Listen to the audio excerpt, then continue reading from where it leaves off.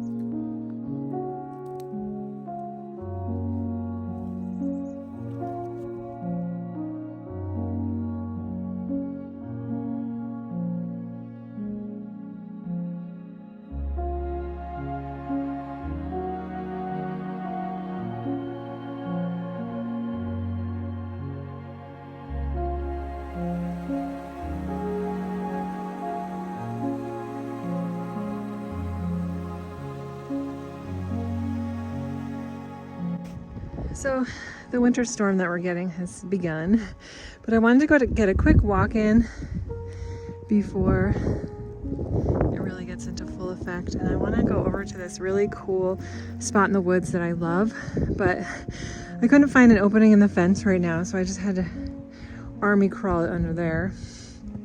But I love winter. I know, I say it all the time, but I love winter. It's so pretty.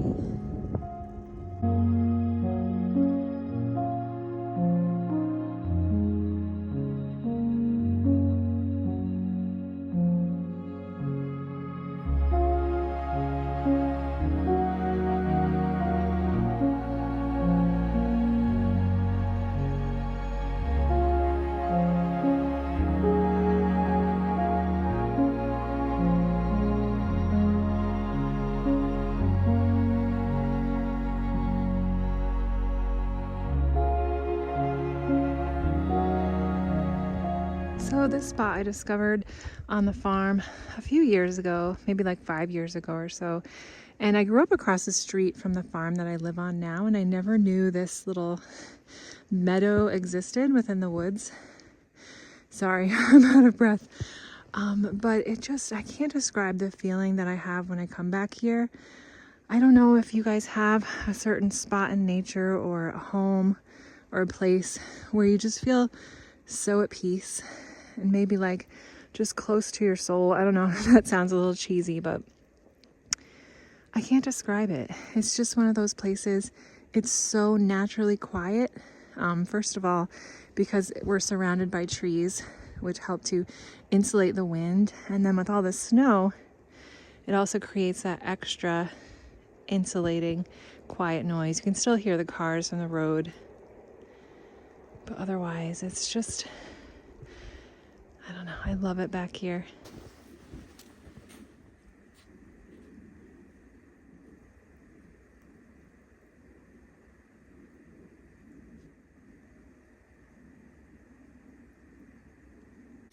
So I just wanted to come on and say a couple things. I'm trying to figure out what to read next. One of my goals for 2023 is to finish up any books that I've borrowed from other people and give them back. That's a huge thing that I would like to do. One of my other goals is to finish up any series that I'm still reading. And it's kind of hard because I do have a couple of middle grade series that I'm not sure if I'm in the mood for, but before I start any new series, I want to finish what I have, and I don't have a ton, so that's going to be a thing. We're getting close to the end of January. I know this is going to be in one of my February vlogs, but every February for Black History Month, I really like to read authors and stories about Black Americans. So that's going to be a huge priority. I have a couple books picked out so far. I'm trying to pick a book in different categories or genres.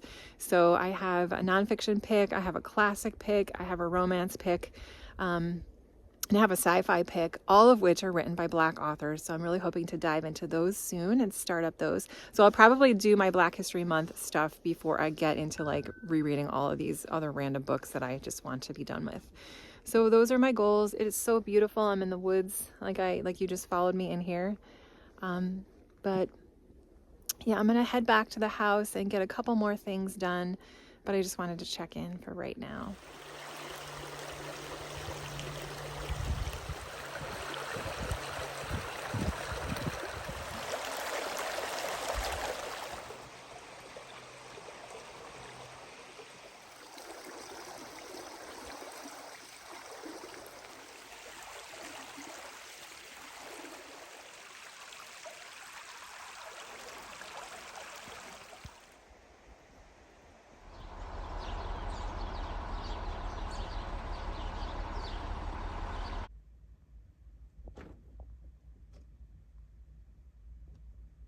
I just got done filming my January reading wrap up, and now I think I'm going to try to put all these decorations away and put some of my books back on my shelves, which, yay! It's the only reason I get excited about taking down Christmas decorations.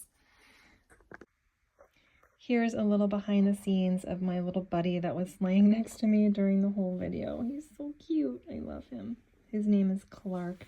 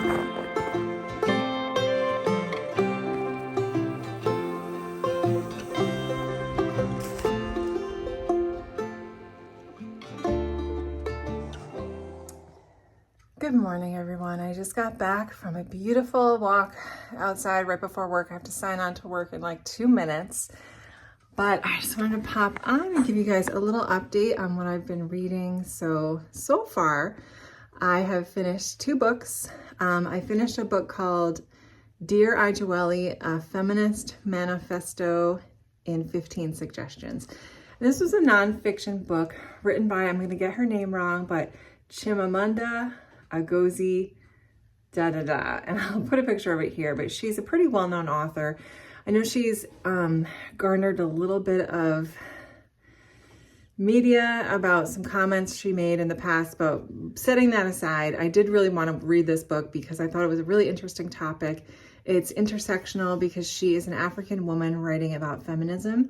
So this is basically a book, it's really, really short, but she writes it in a letter form to her friend who reached out to her to ask her, how would you raise a feminist child? Because she just had a baby. So Chimamanda says, okay, I will tell you my thoughts and feelings. So she has 15 different suggestions on how to help teach a child how to be and understand feminist ideas and feminist values. And what I really liked about this book was that it was written really clearly and easily to follow. Her suggestions were just really direct, and they made a lot of sense to me. I resonated with so much of what she had to say. I felt that it wasn't anything like super new or groundbreaking where I was like, wow, I've never thought of it that way. But it was a really good reminder to me, and it brought up some feelings within myself where I could tell how I learned to be as a young female child, how I was supposed to act, how I was supposed to, all these different cultural and societal expectations we have on ourselves as women, as little girls. We grow up differently, unfortunately, than little boys. And I was really, I feel like, taught to be a huge people pleaser. I was always like so worried about what I looked like and if my appearance was good enough, and if that was something that would garner my value, which is so unhealthy. And it's something that I am finally deconstructing now as an adult. So I really enjoyed that. It was, like I said, I read it. It took me about an hour. I read it at the library during my daughter's practice, and I really enjoyed it. So highly recommend that book, as long as you are willing to read works by that author, who again has had some sort of recent yucky stuff come up in the media about some of her thoughts or sayings or whatever. But anyway, it's not why we're here today. The second book that I finished was a graphic novel. It was the second volume in the Hunter x Hunter series, which is a Japanese manga, and it's really fun. Like, I read the first book last year, and I wasn't sure if I was going to continue on with it because I couldn't find any copies anywhere. I wanted to try to find it at my library, but I did just break down and buy the ebook, and I'm glad I did because it's such a good, fun story. And I'm finding that I'm really enjoying graphic novels and manga style fiction. So this follows a group of 4 characters, mainly focusing on one little boy named Gon, and they're all trying out to be these legendary hunters. So it's an alternative world where there's magical beasts, and there's, these group of hunters which are like the best of the best warriors in the land. They have these amazing skills of a hunter. They have great instincts and strength and critical thinking, and they have to pass this really intense, involved exam in order to obtain a license to be a hunter. So Gon he's really little, but apparently he finds out that his dad is one of these hunters. His dad disappeared when he was little. He didn't know anything about it. But he is told one day that his dad is one of these legendary hunters. So he naturally has a lot of these skills already. He's really smart, and he's really compassionate and kind. And he just does the right thing, and he passes these exams so easily. And then we have a couple other accessory characters that are there for different reasons, but they're all really interesting. So the second book was really great, just as good as the first. I'm really enjoying it. I don't have a ton to say really because it's a serial series. So, I kind of told you the basic plot, but I'm just enjoying it. It's fun. They're quick and easy to get through. They're really bingey and addictive. So I'm definitely going to continue on with that series. So some books that I am going to start this week.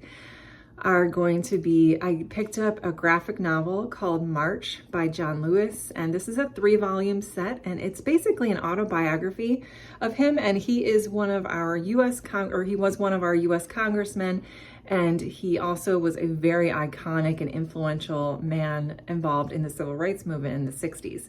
So this follows his life, and the first volume it kind of has a dual timeline, so we get a little bit of the sort of present day of him in his position, and then we get flashbacks to when he's a child and how he's grew up and grew into wanting to be more involved in the civil rights movement. And it tells about those sit-ins that occurred back in, I think it was the 50s, where Black Americans joined and formed a group to encompass a type of nonviolent protesting. And they performed these sit-ins at restaurants that wouldn't serve Black Americans. It was segregated.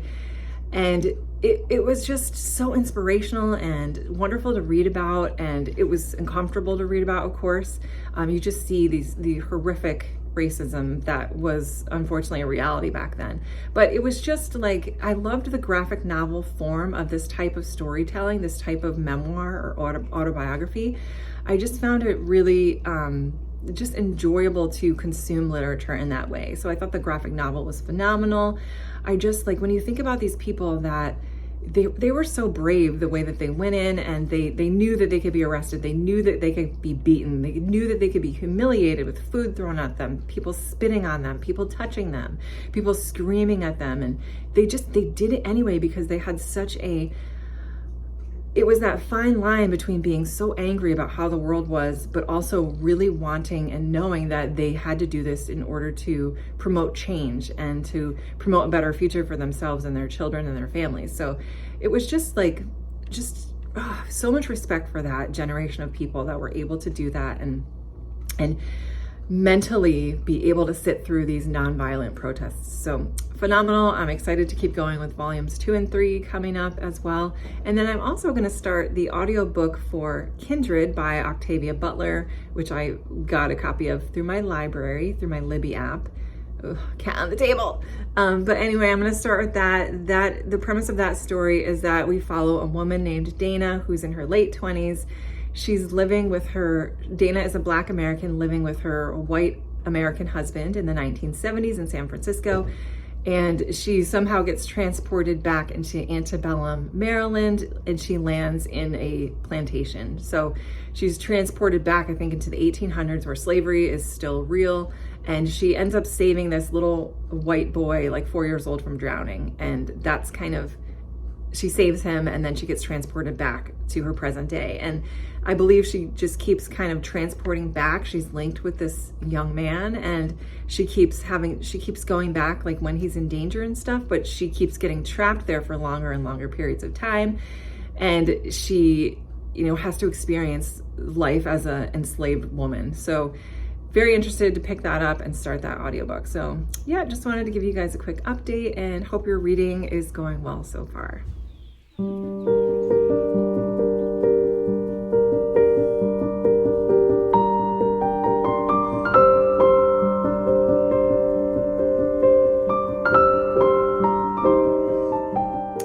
So I was getting ready to edit my vlog and I realized I never filmed any kind of outro. So I just wanted to come on real quickly.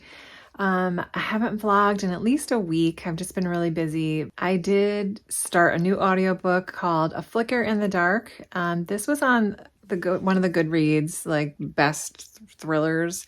I think it was like from 2019. It was a backlist one, but I decided to give that a shot. I'm also almost done with the second volume in John Lewis's March graphic novel books that talk about his personal account and involvement in the civil rights movement in the 60s. So really been enjoying that. I'm almost done with this. And I'm also working my way through the February pick for the Game of Tomes book club that I'm doing on YouTube. And this is the one that's called Once There Was a War by John Steinbeck. And I've been just working my way through this and tabbing a bit as I go. My little bookmarks hanging out there.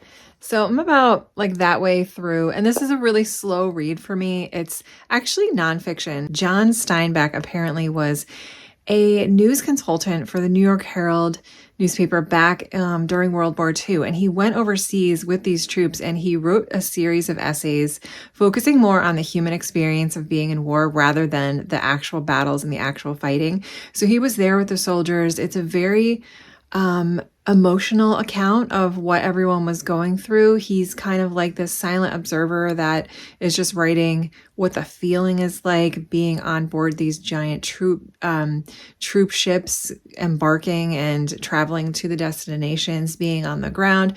It's very, very interesting. I really, really am liking his writing style quite a bit. And so I do really like this. It's just kind of a slow read for me. I'm just sort of picking it up and reading a few pages and putting it back down. And so I kind of would like to just sit down and try to finish the rest of this.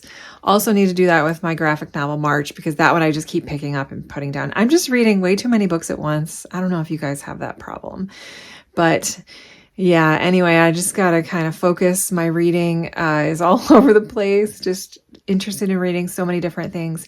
But I did want to end the vlog now, and I'll talk more about the books I am reading in my next vlog or my next video. And I just want to say thank you so much for watching my video, for clicking on. I know I only have a few subscribers, so sometimes it's hard to even, like, am I going to watch this weirdo on YouTube? But thank you if you did. And thank you to anyone new that has subscribed. I really appreciate it. It's just fun to be able to talk about books with people. So that's something I'm enjoying. But thank you guys so much. I hope you have a great rest of your day and a wonderful rest of your reading month.